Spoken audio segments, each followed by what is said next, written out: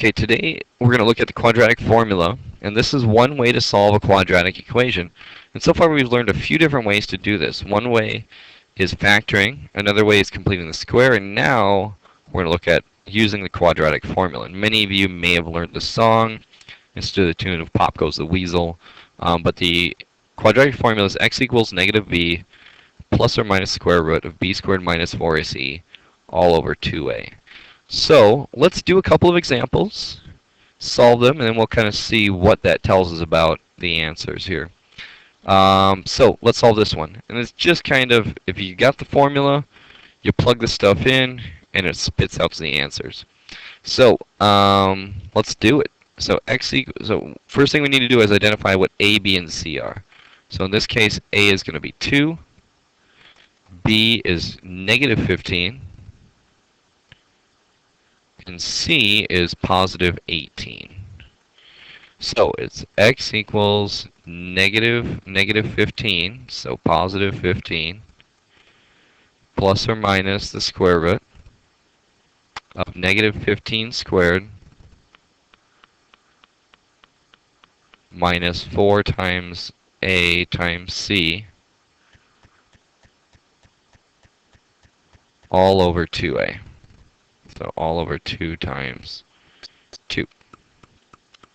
Okay, so we get x equals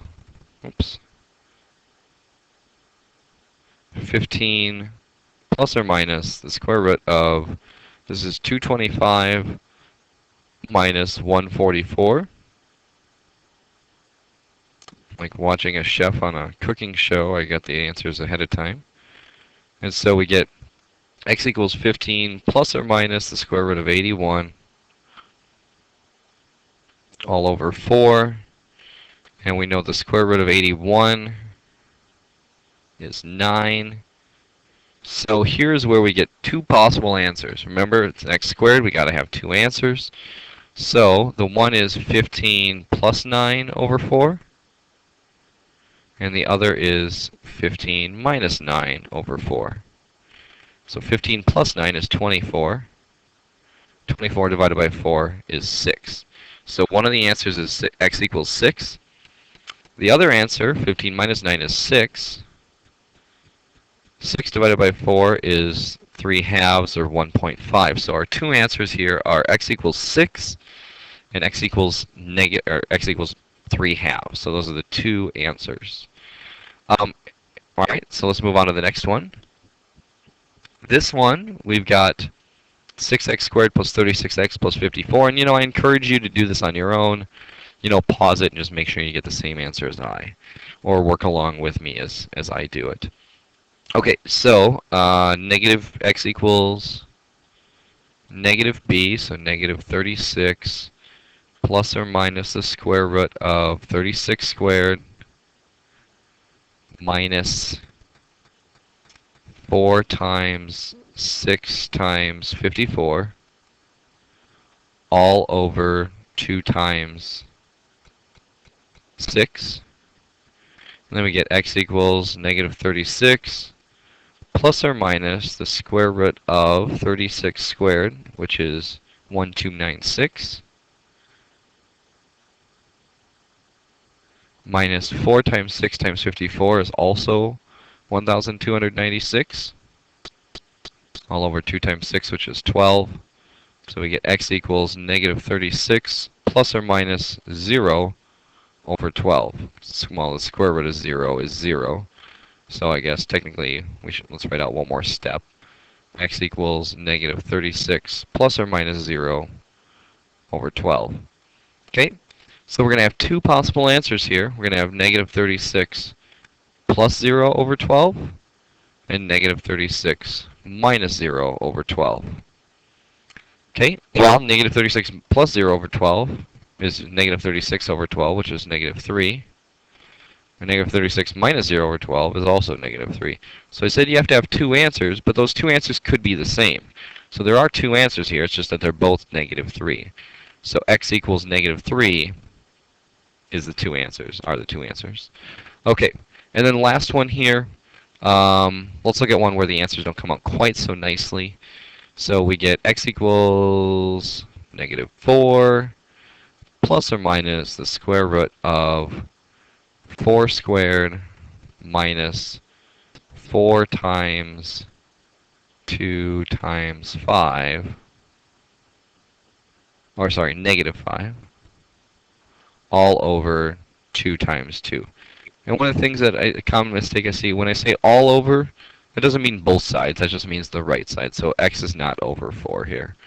Okay, so we get x equals negative 4 plus or minus the square root of 16. And let's see, 4 times 2 is 8. 8 times negative 5 is negative 40. So 16 minus negative 40 is going to be plus 40 all over 4. And we get x equals negative 4 plus or minus the square root of 56 divided by 4. All right, now the square root of 56 is not something that turns out nicely. It's not like a 64 or an 81. It ends up being a decimal, but we're not going to deal with decimals here. We're going to leave these as exact answers. So we get negative 4 plus or minus 56 can be broken up into the square root of 4 times the square root of 14. 4 times 14 is 56. Okay, so x is going to equal, well, the square root of 4 is 2, so we get negative 4 plus or minus 2 root 14 over 4.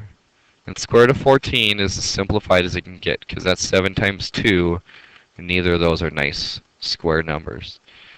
But we can take this one last step. X equals all of these numbers, negative 4, 4, and 2 are divisible by 2. So let's simplify that. We get negative 2 plus or minus 1 root 14, or just root 14, all over 2. And those are our two answers. We're not going to find a decimal approximation. We just get two answers. One is negative 2 plus root 14 over 2. The other is negative 2 minus root 14 over 2. So we just leave it like this. This is, believe it or not, a number. Okay, so what? So the discriminant is the b squared minus 4ac part. This is the stuff that's usually under that square root symbol. It is under that square root symbol. So that's called the discriminant, and what does that tell us about an answer? Well, in this case, it was 81. That's a positive number. So the discriminant, if the discriminant is positive, you get two real solutions. And the first time, we ended up with 6 and 3/2 for our two real solutions. Now, if it equals 0, you only got one real solution. Now, you got two answers, but it's the same number, so you only get one real solution. And then, lastly, if it's less than 0, you get no real solutions. They're non-real answers, and we'll talk about that in our next lesson when we deal with how do you do the square root of a negative number. And believe it or not, you can do that. So, the moral of the story here is, if it's bigger than 0, you get two real solutions. If it equals 0, you get one real solution. If it's less than 0, you get no real solutions. They're non-real answers. All right, so that wraps up quadratic formula. The next one, we're going to use quadratic formula, but we're going to end up getting some answers where that number under the square root is negative. We'll see what happens with that.